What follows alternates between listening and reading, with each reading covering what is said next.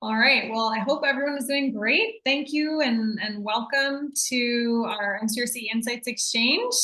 For those of you who don't know me, I'm Sophie Egan. I'm co-director of the Menus of Change University Research Collaborative, and I am director of the Stanford Food Institute and Sustainable Food Systems. And I want to just really quickly make a plug while I have you all here for our upcoming all-member meeting. We at Stanford are really, really thrilled to be the host and would love to welcome each of you personally to our beautiful campus. It's October 2nd to 4th. Our phenomenal colleagues at UC San Francisco are hosting an optional pre-meeting tour and really fun networking event at a food truck venue in San Francisco. So we'll have some time probably for a little bit more details and kind of links and so forth at the end, but I just wanted to personally emphasize that, we really have an incredible program in store for you at Stanford. We'll be covering a wide array of topics, of course, healthy, sustainable, delicious food choices, and really featuring a lot of exciting kind of cutting edge work happening at Stanford across food as medicine, equitable supply chains and supporting Black farmers, global cuisines, and really exciting kind of flavor and innovation strategies, scope 3 emissions, and are celebrating collective impact and what we're doing to reduce food-related emissions. An incredible tour. Other guest speakers, the Dean of the Stanford Doerr School of Sustainability will be one of our keynote speakers, as well as 3 incredible celebrity chefs doing a keynote panel, Chef Tanya Holland, Chef Ileana de la Vega, and Chef Mai Pham, who are consulting chefs and longtime partners of R&D Stanford Dining, Hospitality, and Auxiliaries. So it is something not to miss. And also it's the 10th anniversary, and we're really leaning into this moment to reflect back and celebrate, but also re-energize and reconnect with all of you in the network for so much potential impact and potential research contributions that we can make together in the decade ahead. So please be in touch if you have any questions, if you run into any issues while trying to register. You should have all received it. We've heard that some people, this goes to spam, so maybe check your junk folder. But really, we're here to help you if you have an intention to come, and we really hope to reach our goal of having one representative, at least one representative from every member institution. So that's my quick plug, and I'll turn it over to Abby to get us all engaged, and then we'll be hearing from our research collaborators. Great. Thank you, Sophie. So nice to see what a great crowd for midweek on a early, September busy time of year. Thank you all for being here. I, as Sophie mentioned, would like to share, I'm going to share a meeting poll. We did this in June at our Insights Exchange. So what I'm going to do is put a poll here for you, a link for you to click.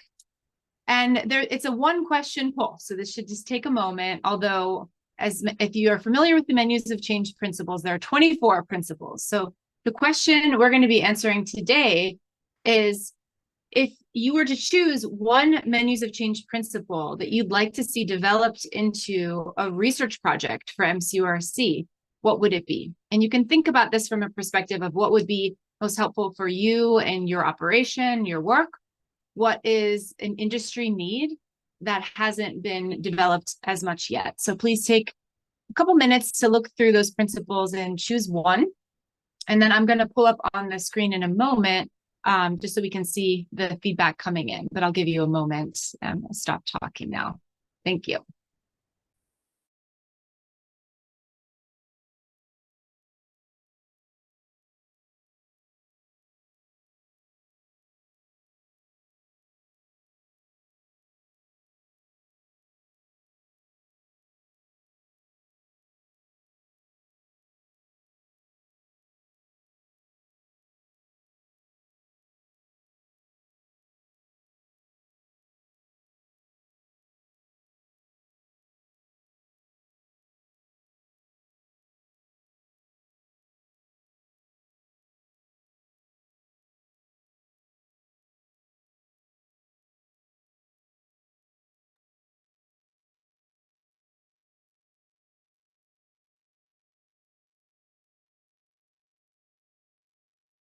It looks like we have 24 of you in the survey.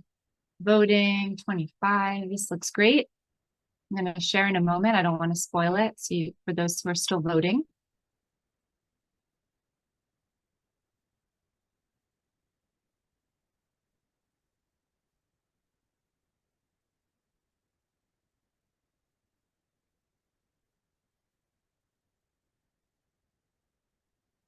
Okay, I'm going to go ahead and share my screen. Please keep voting if you're still thinking. And yeah, so here's where we're at in terms of votes. We have 11 thus far for design, health, and sustainability into operations and dining spaces, which is great. This is one topic that we're hoping to bring into our ideation session for our annual meeting. So this is great to get this feedback. We also see 8 for buy fresh and seasonal, local, and global. 7 serve less red meat less often, which is great. And we have a few that are all tied at 6 related to transparency of sourcing, rewarding better agricultural practices, and leveraging globally inspired plant-forward culinary strategies. We went through this earlier today on our research and education working group call, and some of these same principles were echoed, as well as a strong vote among that group for celebrate cultural diversity and discovery. So thank you for participating in this. I'm going to pass it back. We look like we had 37 people in here. So thank you so much for voting. And I'm going to pass it back to Sophie.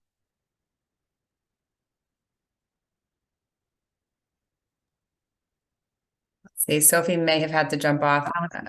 Yeah, I'll jump in here. Sophie and I are both dealing with different childcare crises today, but we are all human and all is good. So I have this is my daughter, Michaela, popping in here. So we just wanted, I'll be there in a minute. So I just wanted to kick off and let you know a little bit about the format for the rest of how today is going to go. So this is our second member insights exchange where we have featured insights from our research collaborators. We are really fortunate to have 6 research collaborators. So these are mission-aligned organizations that offer just incredible expertise and resources that they're able to contribute to our work with the MCURC. And so they actively participate when able in our annual meetings, in our research and education working group calls, in these member insights exchanges like this. So in June, we heard from 3 of the organizations, including EAT and Lean Path and Food for Climate League. And today we have Data Central, World Resources Institute, and ReFed. So the format that each organization is going to give about a 10-minute presentation, just some cutting edge, kind of high level, or maybe into some nitty gritty of some of the more relevant research that they think would be of interest to this group. And then Abby will be helping kind of facilitate in between and dropping some questions in the chat, and we'll hope to either open it up for some live audience Q&A discussion, or just feel free to also chime in the chat with any thoughts or questions or anything that comes to mind about how you're operationalizing any of the insights that they're sharing. And then Abby will close us out from there. So with that, I will turn it over to you, Abby. Thank you. Great. Thank you, Allison. And yes, life happens even for all of us in the MCURC. So here we are. I would like to first introduce Hui Do, who is the publications manager for Data Central, and he is going to be sharing insights from our most recent Plant Forward Opportunity Report. So I'm going to pass it over for Hui to share his screen.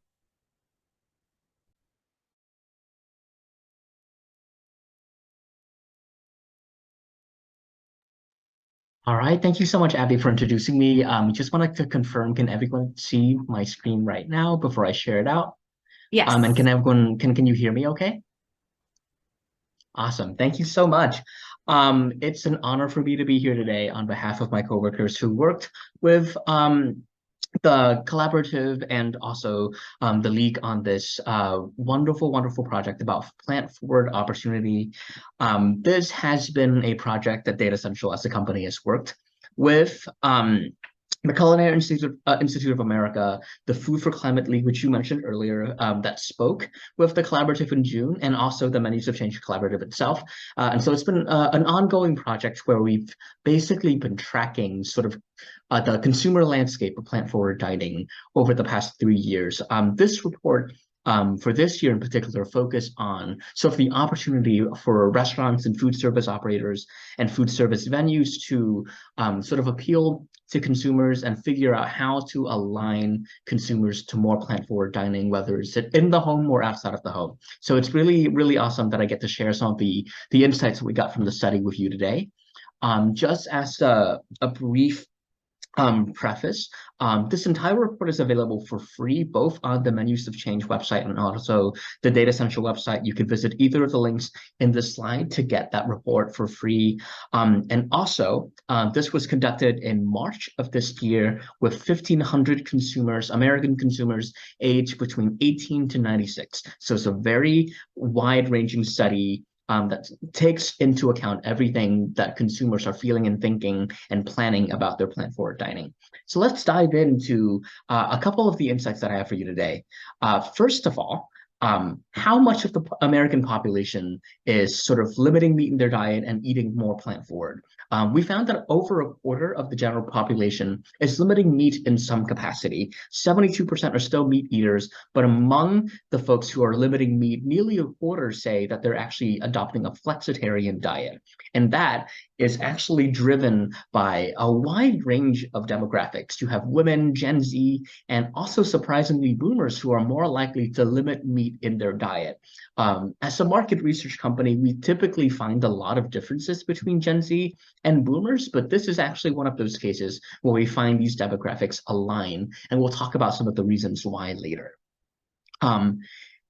Over half of the population is also open to eating in a more plant-forward fashion. And we see that naturally for 70% of meat limiters, which makes sense. But we're also seeing that openness to incorporate more plant-forward ingredients and analogs into their diet among millennials, students, and foodies. So that's around 2 in 3 younger consumers, and particularly students, who are open to eating in a more plant-forward fashion. Why are consumers more interested in eating in a plant-forward way? We found that nearly 2 in 3 consumers overall say that health is the driving force in their selection of plant-forward or plant-based ingredients. It is the most important factor, trumping any other factor, including saving money, any concerns for the environment, any mission-based or value-based or sort of moral-based reasons. Health is the most important factor, which I believe is sort of the reason that unites both younger consumers who are growing to become more health conscious in their diet, and also boomers who absolutely feel the need to live in a more healthy way to sort of protect themselves and find that diet is a good way to reach that objective. So if more consumers are saying that they want or are open to eating more plant-forward in their diet, what are sort of the considerations that goes into these decisions? Cost is obviously one of those decisions. And so many consumers, we found, expect that plant-based items usually should cost more than their animal-based counterparts. You can actually see that nearly half think that they should cost the same, but among the remainder, you can see that more consumers think that plant-based items, whether it's like meat analogs, dairy analog, or whole food, naturally plant-based entrees or dishes, should cost more than their animal-based counterparts. And that is a pretty, it's a consideration that also applies to restaurant dishes across all day parts. You can see here that roughly a third of consumers say that plant-based dishes, they expect them to cost more than animal-based counterparts across any sort of restaurant day part, whether it's beverages, dinner entrees, or lunch or breakfast. It actually holds true regardless of what kind of dish that they order. It just means that consumers know that plant-based dishes and are prepared to have to pay more, even if they may not want to, but it's just sort of a reflection of how they perceive these dishes, both at home and in the restaurant level.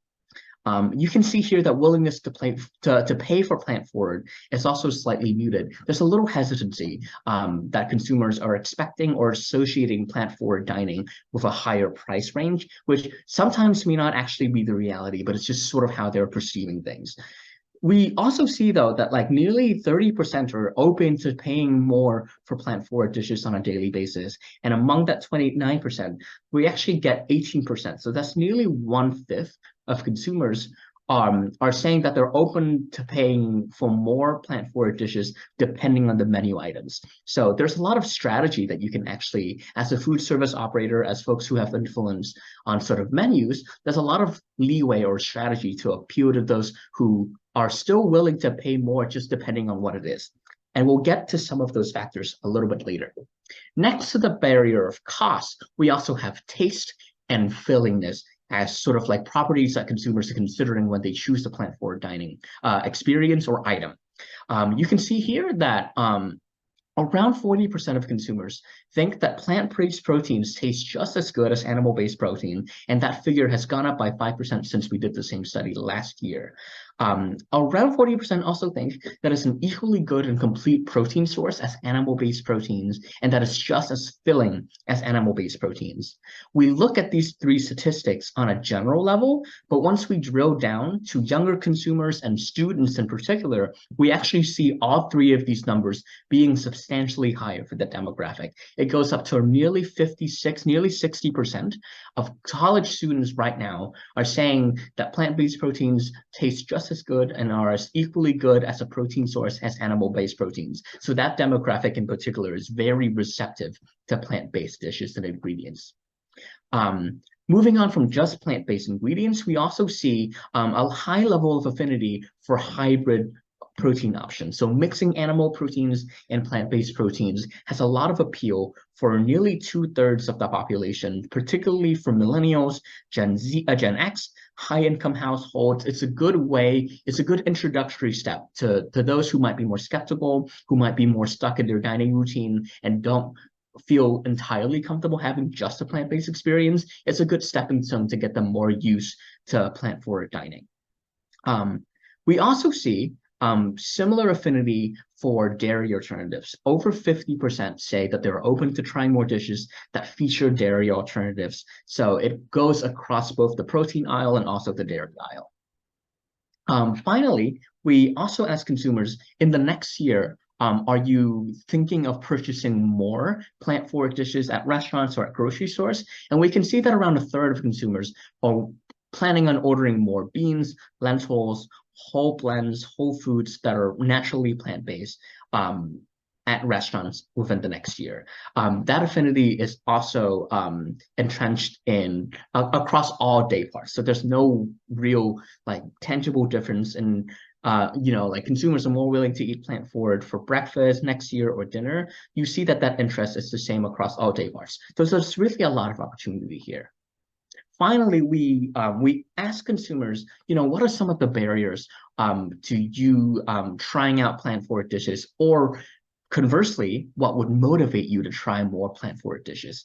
And taste and flavor is the one key motivator. Nearly half of consumers say that they will be more willing to try a plant-based dish if it uses flavors they love, if they can try it first and know that it's good, if it's in a dish that they're familiar with. So really appealing to familiarity and great taste is the #1 key motivator, and similarly also the top barrier.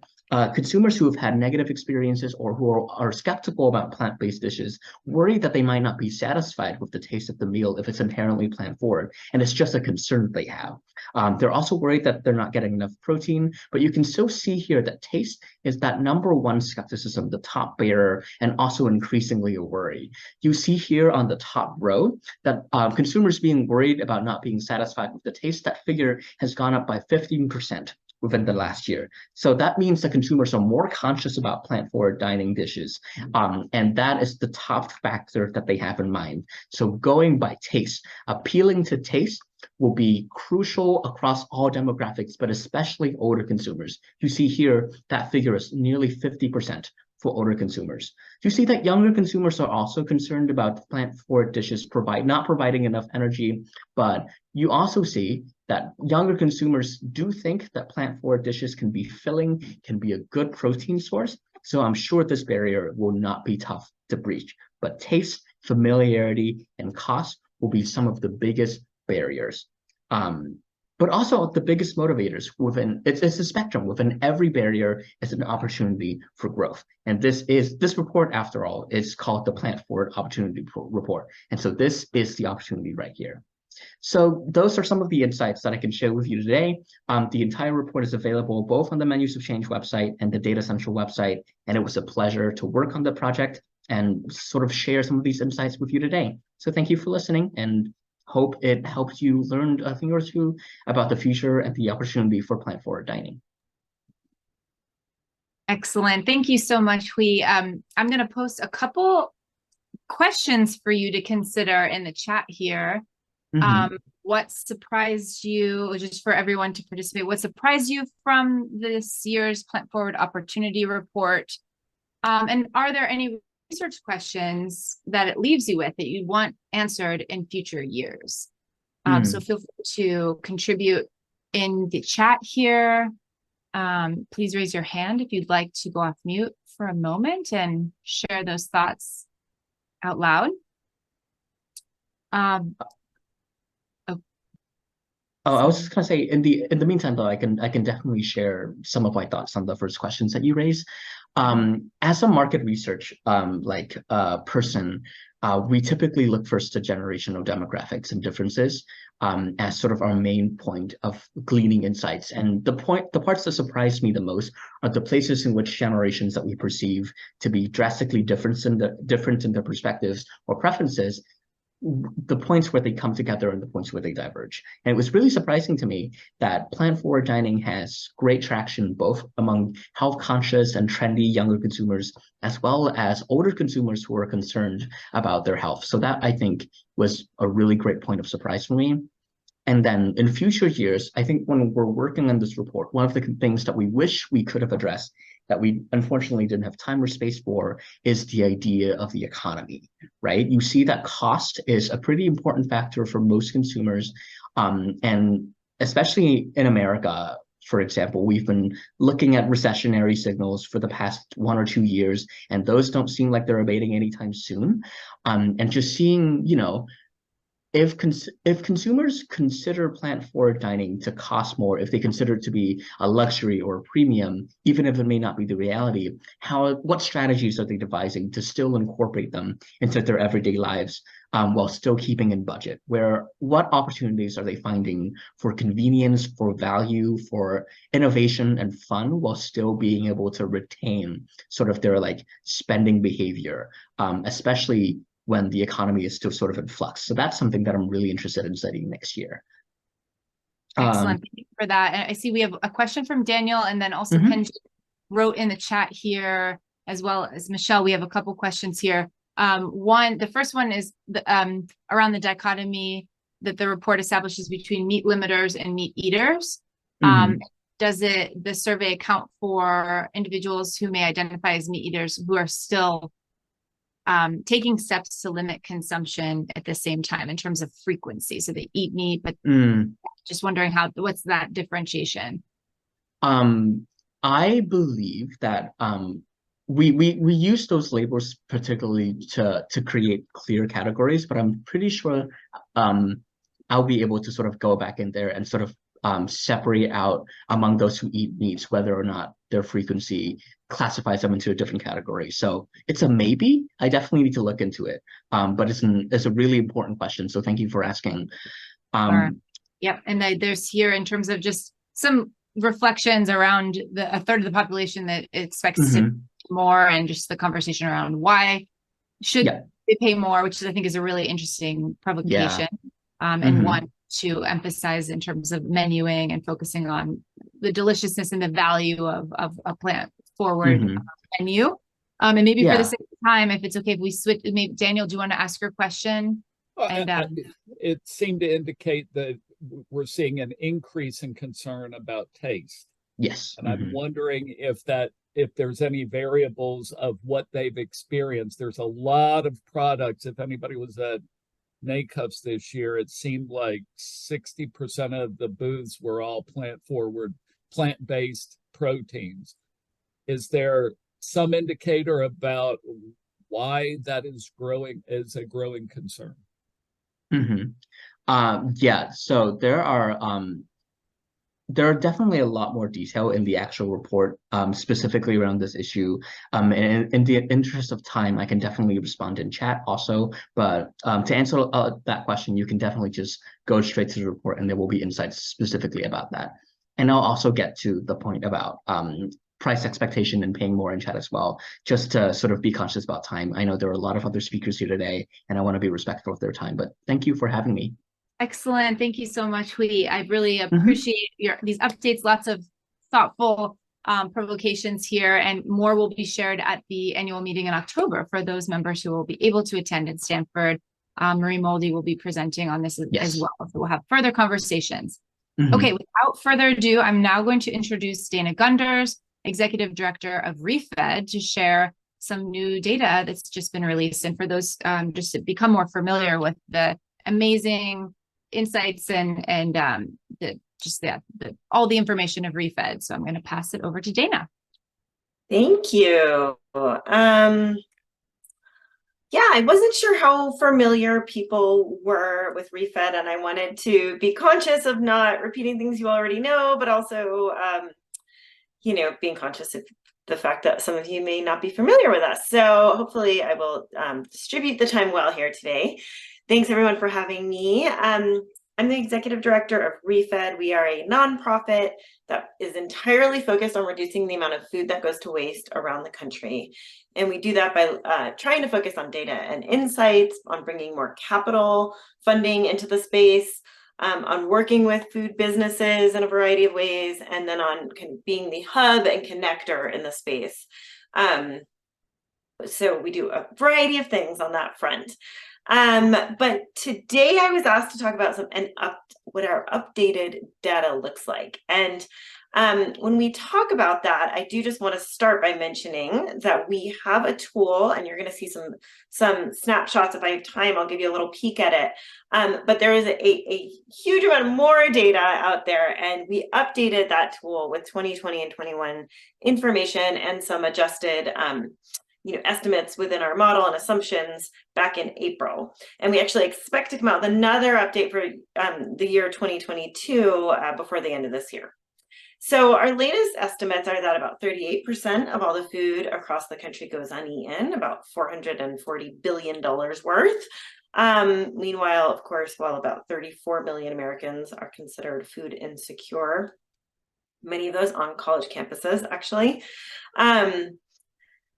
That's about 241 million tons. As you can see here, the vast majority of it is going to what we call waste destinations, whereas a much smaller percentage is getting recycled. That would be things like composting and anaerobic digestion or animal feed, and just a very small percent is being donated. As I mentioned, it's about $444 billion worth, which is about 2% of the US GDP. And that has huge impacts from an environmental standpoint. Resource use, our latest estimates are that about 6% of all US greenhouse gas emissions can be attributed to food that is never eaten. That's both because it's everything it takes to grow and produce food and, transport it, store it, cool it, ship it, cook it. As well as the fact that when it's not eaten, it often goes to landfills where it creates methane, which is a powerful greenhouse gas. And methane is, landfills are the third largest source of methane in the US, and food is the largest source of methane in landfills. But of course, it has other resource implications as well, as you can see here. So again, these are sort of numbers coming from our latest estimates. We estimate that food service is about 14% of by volume of all. It's actually more if you look at the value, but of all the food that is surplus in the country, it's about 13 million tons, $140 billion worth, and almost 70 million tons of carbon equivalent to that of about 15 million cars. We look at sort of what this food service, what waste within the food service sector has looked like over the last few years. We saw it going up a little bit from 2016 and then a big dip during the pandemic. Of course, right when the pandemic hit, there was an increase, but then over the course of that period, so many places shut down that we just saw overall, volumes going to the sector lower and therefore waste get lower. And then it kind of going back up as businesses started to open up again. So we actually do try to break it down by sector within food service. And so you can see, we're counting kind of the I don't know if it's the lowercase or the uppercase food service here, but sort of everything from fine dining to QSR to more of the institutional food service that you all are involved in. You can see here that colleges and universities are about 2.4% of the total within the food service sector, and kind of all of these that are unlabeled are more within that institutional category.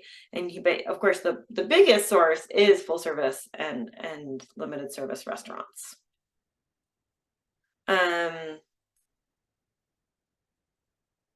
Sorry, I could be on the slideshow here. Let it a little bit bigger. Why is it happening? Well, we estimate that the major source of waste is actually on plates after the product has been sold or served. And then after that, catering overproduction, regular back of house overproduction, and food that's expiring in inventory. And where is it going? The vast majority is going to landfill. There is a limited amount of composting happening in food service, but less than we see in some other sectors, and landfill and very little being donated. I think it's about 1%.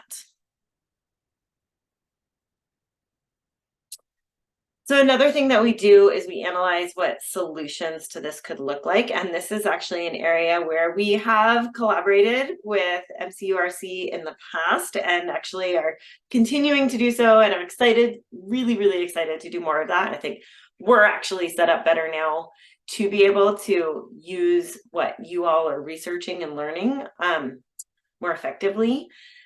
And so here you can see these are some of the solutions that we analyze in our tool that really rise to the top for food service operations.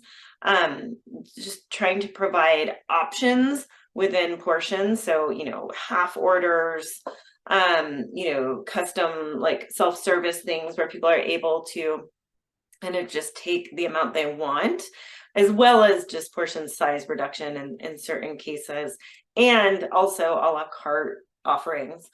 And then waste tracking, temperature monitoring in coolers, buffet improvements, so things like using buffet signage, going trayless. I'm sure many of you are already using smaller plates in buffet settings.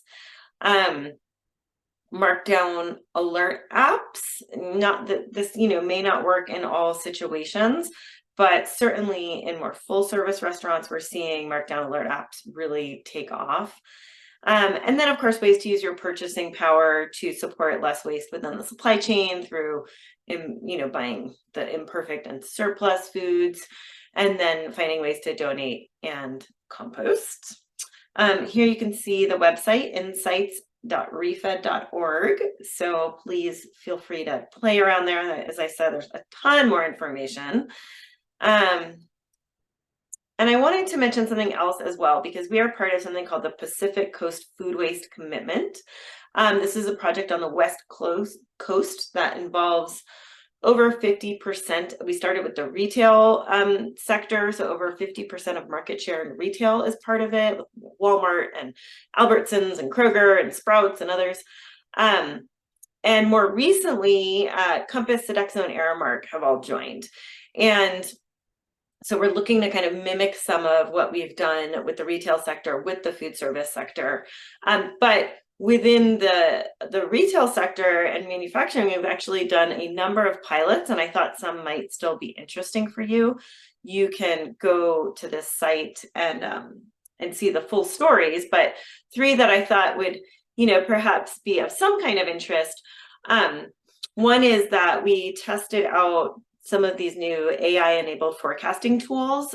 Shelf Engine and Afresh are the two that are operating in, or two of the ones that are operating in retail. And they actually found almost a 15% reduction in food waste per store.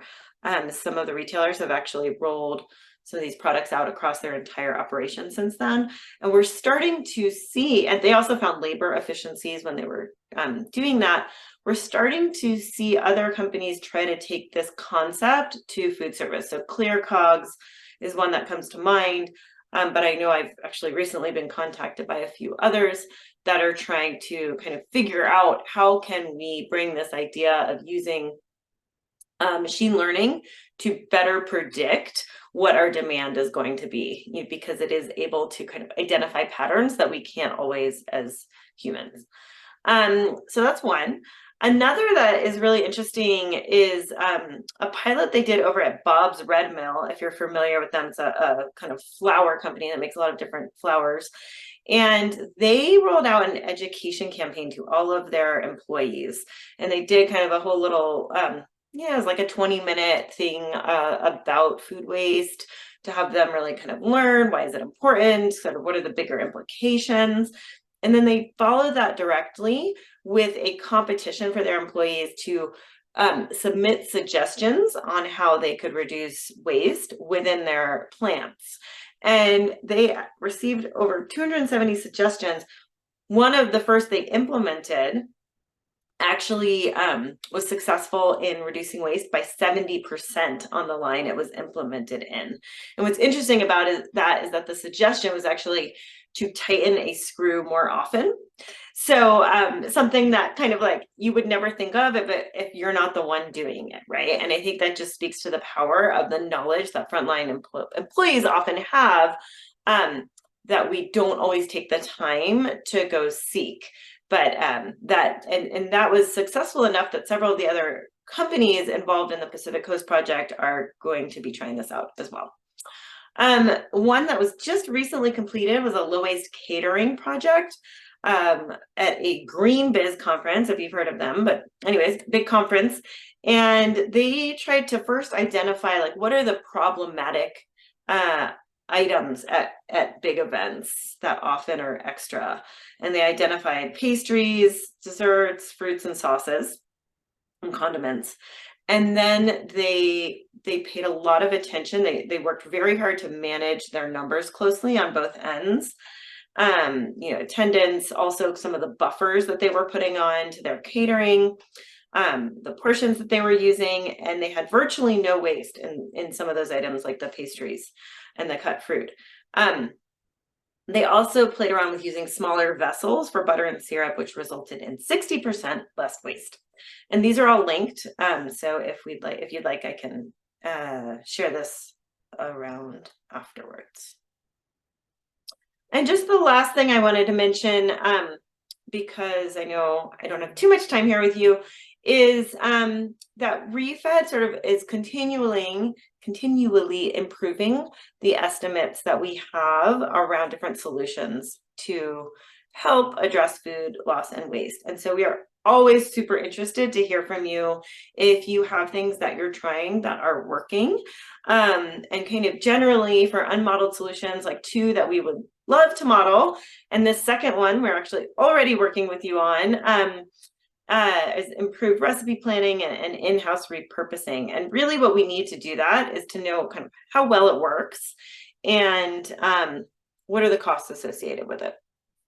We're also hoping to learn for all of our solutions, what is the percent of the industry that's already doing it? Because right now we sort of, in our modeling, are starting from scratch. And we know for something like going trayless within a dining hall that many people have already done that. So we're trying to get a better sense of like what percent of, cafes within the university have already done some of these things.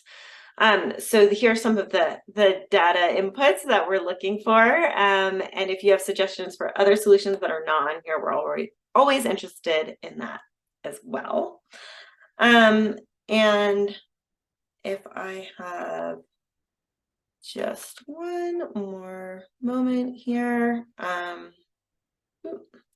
I'll just go to it here.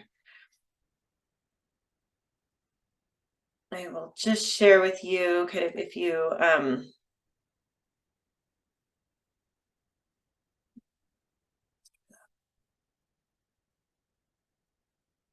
can see here, this is the Insight Engine tool that I'm mentioning. And here are these 6 different tools. And one that I just want to highlight is available for you is our impact calculator. So here's where you can explore all our solutions. There's a lot of numbers there that you can play around with. You can find companies that are providing solutions, but also you can calculate your impact. So if you were to say, increase your food donations by a certain amount and you want to know what are the greenhouse gas benefits of that, this allows you to calculate that quite quickly. And with that, I will stop. Thank you so much, Dana. So many really interesting insights. I really appreciate you sharing some of the more recent projects and solutions in the retail space. I think it's interesting, and some of my questions here in the chat, or the first one relates to that. Have you tried of or heard of some of those new solutions happening in the food service space?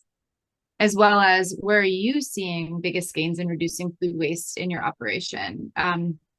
So I think we have maybe if like one person wants to go off chat and just share a response there or a reflection before we pass it over to Anne. You'd have time for one comment. Again, we'll just otherwise keep looking in the chat here. And I'm looking forward to collaborating with ReFed on an MCURC project that we're working on and related to in-house repurposing. So we'll share more on that in the coming months because there's so much insights that we are able to gain from based on the modeling that is happening on that insights engine. So it looks like Dan is saying they've been using the shelf engine with fresh food provider partner for several years. Excellent. Okay, well, without further ado, so we can finish on time, I'm going to pass it over to Anne Bordier, the Director of Sustainable Diets at World Resources Institute, to share a presentation, high-level overview of what WRI is focused on related to dietary shifts and food waste reduction. So I will pass it over to Anne, and thank you so much, Dana, for sharing. Appreciate it. Thank you, Abby. Hold on, I'm just trying to sort myself out. Is that looking okay? Yes, and if you want, you can share it to expand it, and we'll see it. Is that all right?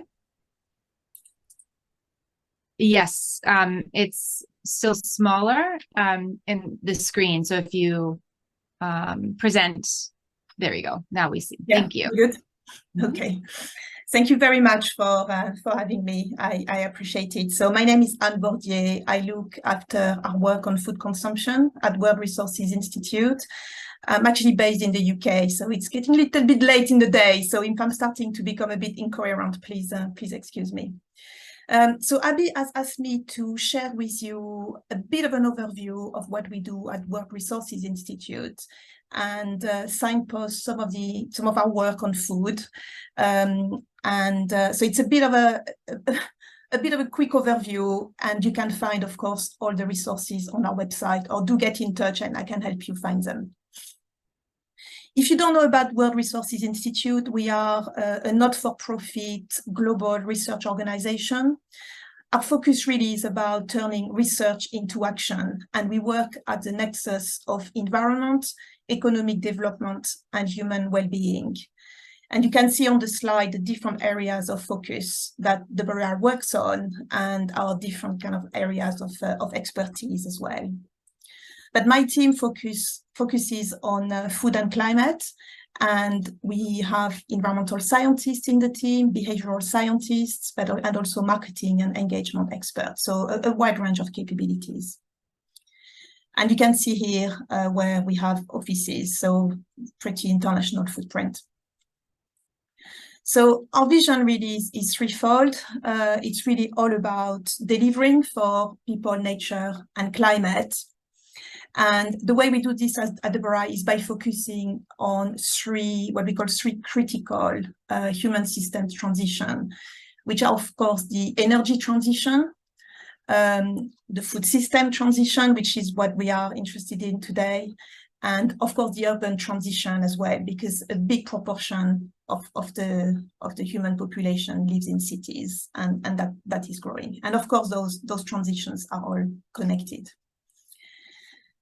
A lot of the work we do on food at WRI is based on this landmark report, which we published about 4 or 5 years ago now, which some of you may be familiar with. And that really set out to really understand what it will take to feed a growing global population of 10 billion people by 2050 in a way that is equitable, but also means we stay within planetary boundaries. And you can see on the slide, you know, all the different levers, the 12 levers we have at our disposal to do this. And critically, we need to do all those things at the same time. We can't pick and choose. So all the work we are doing at WRI in terms of food system change is really about trying to drive this agenda on all these fronts. And perhaps a bit of an easier way to wrap your head around that is to think about it under those 4 headings of produce, protect, reduce, and restore. So we need to produce more food using existing production areas. We need to make sure we don't degrade any further ecosystems. And critically, we know we need to halt deforestation. We need to address overconsumption, which is what we started to talk about today in terms of shifting diets, especially in high consumption countries, and lowering food loss and waste. And finally, we need to restore some of the lands we degraded already. So it's a pretty ambitious agenda. And the work my team works on really focuses on the reduce pillar, which is about shifting diets and reducing food loss and waste.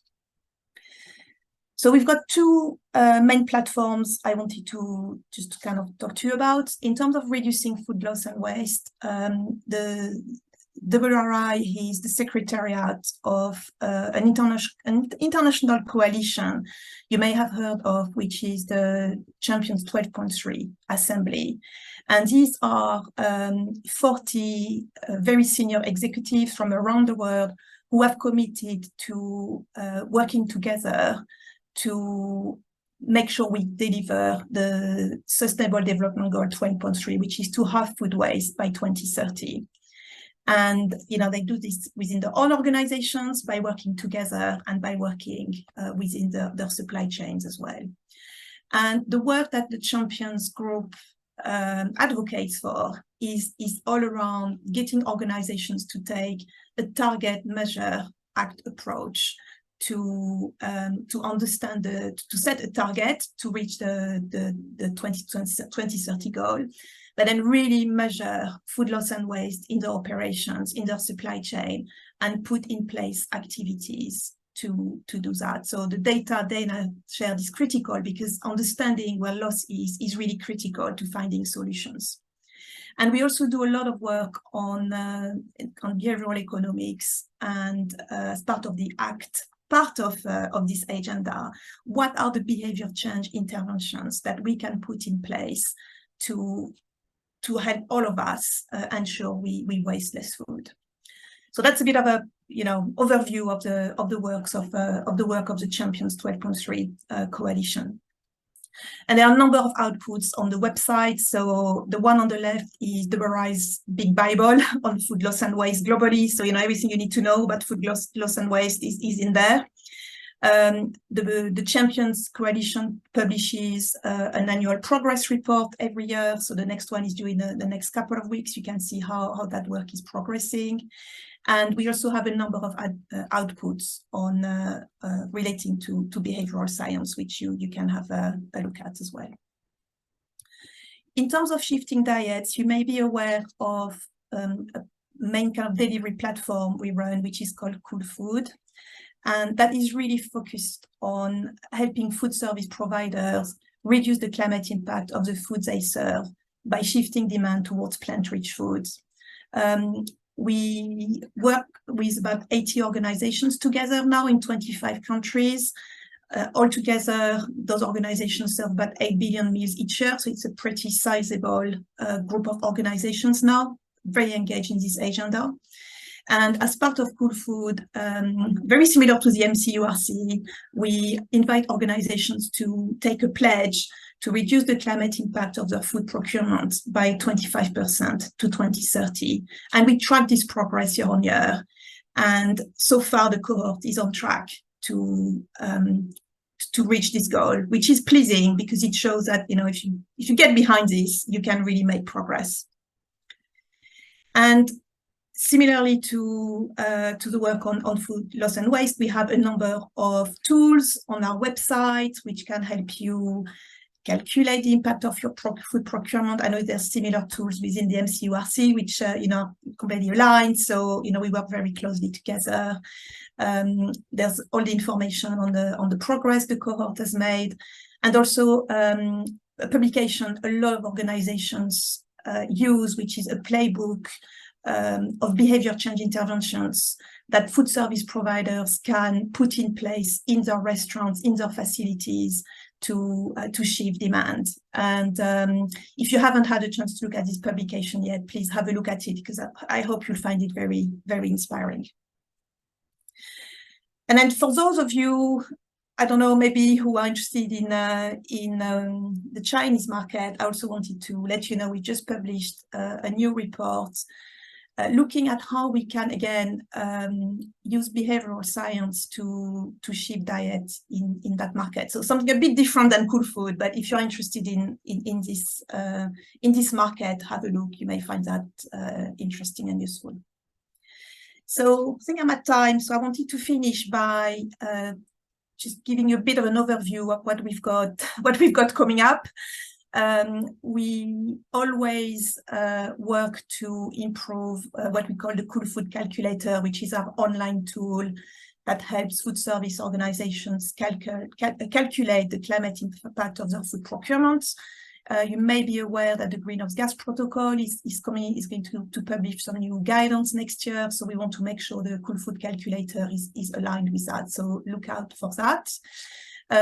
We've also been doing some work on the so-called less and better meat pathway. So we've got a new report coming up in the next few weeks, which really helps to show the different environmental impacts of different meat production systems and highlights the trade-offs food service companies and other companies who source meat, the trade-offs those companies have to navigate to meet different sustainability and climate goals. We are going to relaunch our behavior change playbook to shift diets in food service early next year. So again, look out for that. And we are also starting to develop a similar playbook, but focusing on reducing consumer food waste in retail. So that will come out in a bit longer, but that work is in train. And finally, we're starting to do some work on alternative proteins. So a bit too soon to share too much on that, but if that's an agenda you are interested in, do get in touch because it's something we're very interested in understanding more. That's all from me. Hopefully that was useful. Very useful, Anne, and it just really shows just the breadth of research that's happening with World Resources Institute. And it's such an honor to have your organizations participating in the collaborative. The strength of having research collaborators in MCURC means that we're connected to the broader industry, all the insights and tools that can really help us promote plant-forward diets, help shift diets toward healthy, sustainable diets in college and universities, as well as reduce food waste. So really appreciate all of the speakers that are here present. And I posted one question related to Anne's presentation, just in terms of if anyone has accessed the playbook for plant-rich diets. If so, what's been actionable? A related question is, are you currently participating in the Cool Food Pledge? And if so, how has that helped your operation? Any general other questions, you can engage here in the chat or go ahead and raise your hand and I will invite you to ask your question for Anne or for any of the speakers here.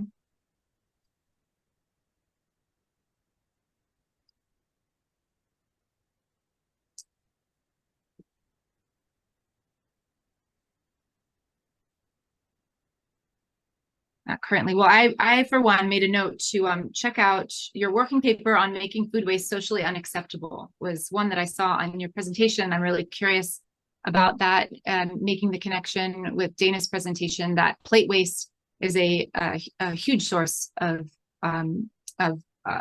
waste in food service and within colleges and universities. So it could generate an interesting study to figure out how we might focus on, just from a behavioral science perspective, making food waste socially unacceptable. So I look forward to reading that one in particular. And just in closing, I'm going to put a link here. All of our insights exchanges are available for view on our MCURC YouTube channel. So this one is being recorded, and once it's edited, it will also be available on this channel. But you can also see the one from June, where we had our other 3 research collaborators present, and previous ones. My final announcements here are to please register for the October meeting if you haven't yet. It will be a wonderful time to meet in person, continue these great conversations, share resources as we're doing today, that will help us all promote healthy, sustainable diets, to push for deliciousness and plant-forward foods and everything that was discussed today. And then after the annual meeting, there's a bit of a pause in some of our virtual engagements. So you can look for our research and education working group calls, which happen monthly. They'll resume again in November after our annual meeting. And then there'll be further member insights exchange opportunities early next year. So we can look out for that as well. And if there are no further questions, we can end this meeting with a minute to spare. Here, Tom, the dates for the annual conference are October 2nd through 4th. This annual meeting is hosted at Stanford, and there's a pre-meeting tour at UCSF. Dan Henroyd here on the call will be very actively involved in that wonderful pre-tour. And thank you all for being here. Tom, if you can check your email, si@culinary.edu should have a unique link. So thank you all for being here. Enjoy the rest of your week. Thank you to our presenters, and hope to see you soon.